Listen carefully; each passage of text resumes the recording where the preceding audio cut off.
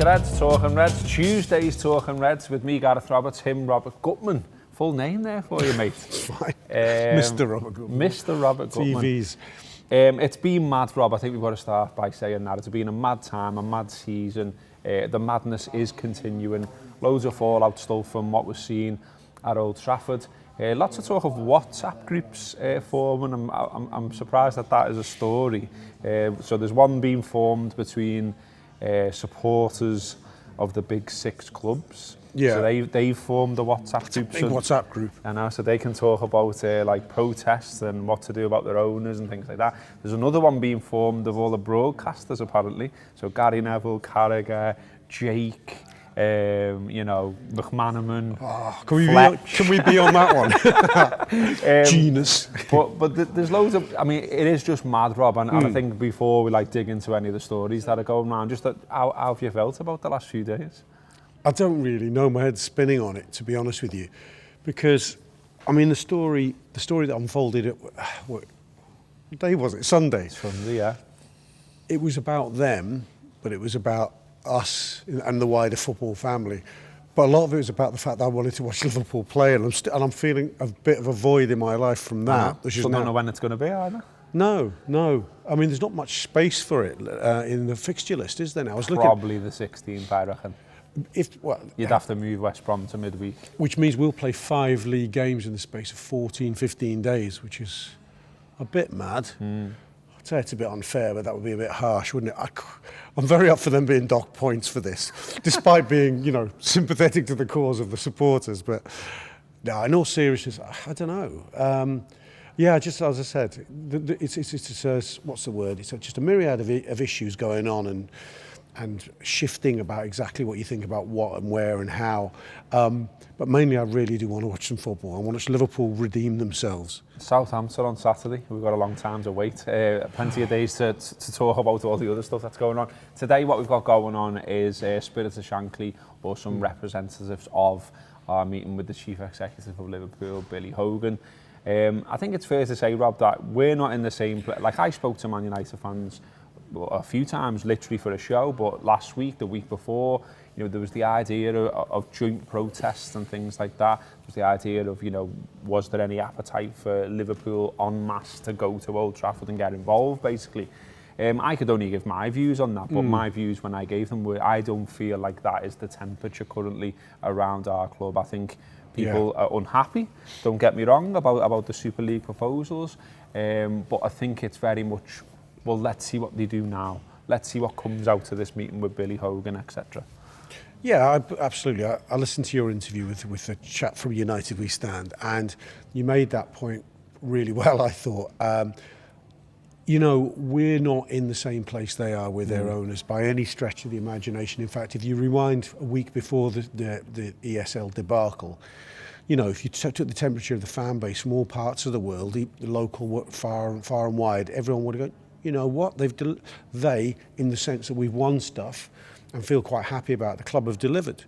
And we'd all have come from a cynical place on that. We all went through the Hicks and Gillette thing. We've been very owner suspicious as a fan base, more than any other of the big clubs have been, I think. I mean, the United fans have had a long period of railing against the Glazers, but they never got as acutely upset as we did with Hicks and Gillette.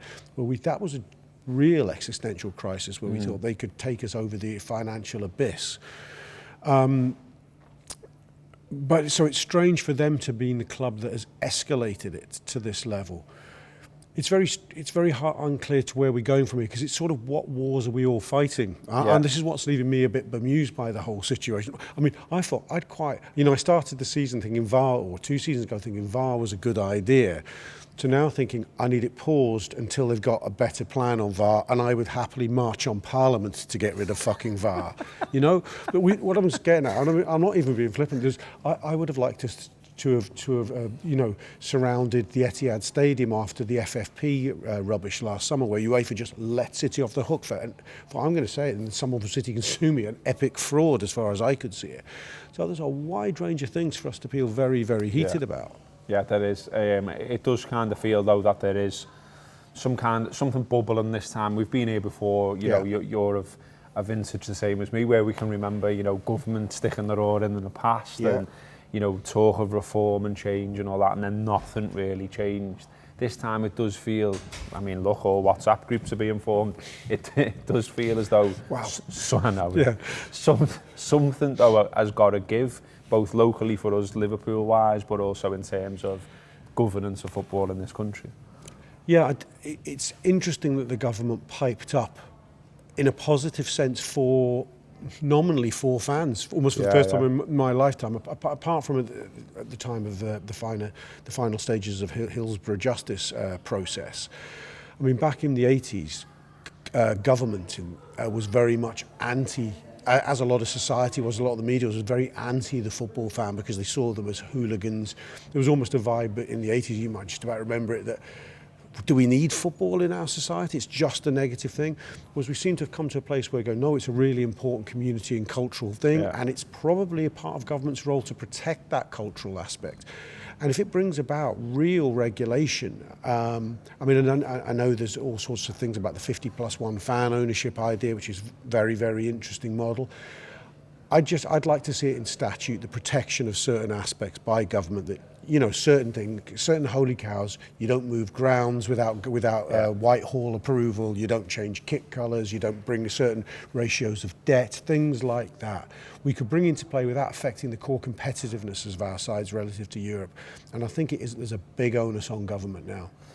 On all that, on the governance of football, on where we go next with all this kind of stuff, and also what happened at Old Trafford. Rob mentioned that. I spoke to Blackie from United We Stand about his perspective. He was there, he saw it all unfold.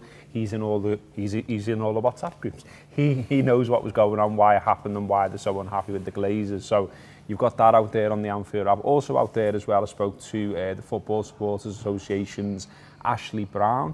That was more about sort of the legislative stuff. I still never said it right, did I? And sort of where football can go, what they're trying to do as an association and things like that. So loads of big, heavy chats around football are out there for you now. We did also do an immediate reaction to there not being a match the other day. So we all converged on the office to do our usual stuff around matches, and then we couldn't do it because there wasn't one. But we sat down and did a podcast straight after. That's got lots of positivity about it, including from Man United supporters, bizarrely. It's quite mad being liked by Manx. I'll take it while it comes. But yeah, all that is out there if you want to check that out. But Rob, we are going to have, and this is the madness of football, isn't it? We are going to, in a minute, go and have a bit of fun talking about who Liverpool might buy. I know. But it feels weird, doesn't it, with all this going on? It won't to you. You love it, don't you? You absolutely love it. I do. I do, for reasons I could spend a long time talking about why. But you know, what I was writing my agenda for the Transfer Gutter Show, the award-winning Transfer Gutter Show, and you end up going, wonder how much money the FSG will give us to spend this summer. Yeah. And it does beg other questions like, well, what do you want them to do to get you that money? You know, Neil's made the point, and I've heard it made on other shows, that the clean hands issue. We're all part of a process that is greedy in some sense. You know, we're greedy for wins, for star players, for points, for, you know, enjoying the journey, going to European aways and things like that. You know, the guys who've been at the wrong side of this, they get the suits in their boardrooms in different countries, would listen to the things like the Gutter Show and go, there you go, lads, you know, no pain, no gain. Yeah, exactly. I mean, you got people today talking about Sancho and, you know, you've put Mbappe and Haaland and stuff on there, and, you know, and look, this is the madness of it. I mean, Henry Winters wrote a really, you know, serious piece, if you like, for the Times this morning, talking about sort of where supporters are and a bit what we just said, really, about that. It feels a little bit different. It feels like everyone now, there's this building force for change. But then he just said, you know, at Man United, for instance, he said the fans want the roof fixed, they want the ground updated, and they want Sancho. Do you know what I mean? And also their season tickets haven't gone up in price for 10, 11 years. Look, there's the devil's in the detail, isn't it, in this one? And there's huge degrees of things. That's why I think, you know, come back to your point at the beginning, we're not madly unhappy at our owners. We're not particularly pleased with the stunt they pulled on the ESL. I think even the guy you interviewed from United We Stand, what was his name? Blackie, yeah, Steve Black, yeah. Steve Black. He did make the point that, you know, we do as fans understand that they've got to make money. Yeah. Their businesses make money for the enterprise of the football as much as for their own share values, I suppose. We do understand that, and it's about striking correct balances.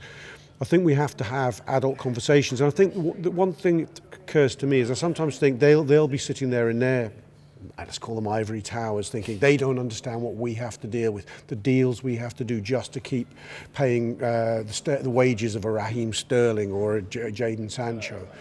But the problem is there's not enough dialogue, there's not enough communication. You've referenced the Spirit Shankly thing today. That's a step in the right direction. Yeah. I think FSG have made several strides in the right direction, but it's 2 steps back, maybe 3, or 1 forward, 2 back. That's the problem. Communication, boys, is what it's about. Yeah, and it almost feels like the more you think about it, the madder it gets. Like there's loads wrong, isn't there? I mean, it's sort of like, you know, I know everyone like was up in arms about the Super League plan, me included, because, you know, if you're going to do something like that, you did it the wrong way around. You consult first, and then you work towards something. You don't just throw it in there and run away and see what happens. But in there, what was interesting for me, still looking back at it, is there was some kind of plan, wasn't there, in there around you could only spend 55% of your revenue on transfers. So there was an idea in there, underneath the forgetting, guaranteeing people's places and all that thing. There was an idea of fairness in there, like, you know, almost as though even these superpowers in football have gone, we need to do something here, because this race to the top about who can pay, you know, a player £1 million a week or whatever, which is what we're probably going to end up at. You know, they recognise that's not sustainable as well. There was an enlightened self-interest in that, I think, and Rory Smith's, Neil interviewed Rory Smith of the New York Times a couple of weeks ago about this, and he said, he made an important point. All businesses want stability. Yeah. What they don't like, things like an arms race and transfer fees spiralling, wages spiralling, not knowing whether you're getting Champions League money from one season to another or not, is very destabilising for any business. That kind of thing. Some businesses don't like inflation.